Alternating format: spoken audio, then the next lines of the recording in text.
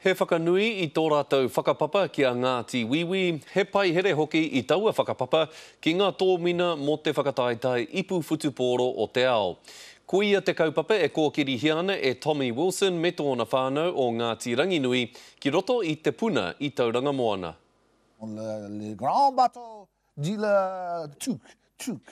Mai rā no he whānau whaikaha te whānau Burrell Wilson no Ngāti Ranginui me Ngāti Wīwi, ki te tautoko I te kēmu hutupōro me te kapa o Pango.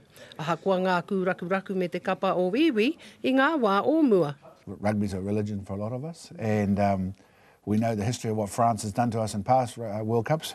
I've been over there in Paris with my brother who's lived over there, and you know we've suffered some defeats. I've been to 3 World Cups. So I don't think the French will be upsetting us this time. We will be entertaining them so much that they wouldn't dare to beat us. I nei rā o ngā whakataetai mo te ipu o te ao, kua whakarewa hia e te whānau he kaupapa Pākihi me Ngāti Wīwi. Most of them are French forestry owners and tamir. So when they ask us, what do we export? We export good free-range rugby players.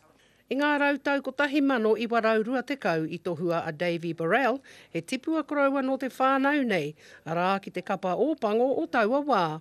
Engari he tūranga nui tērā, ka are I whakatutukia e ia. And so when they went to pick him, he was building the Matapihi Bridge. He said no, he turned it down. His wife was having a baby, much more important.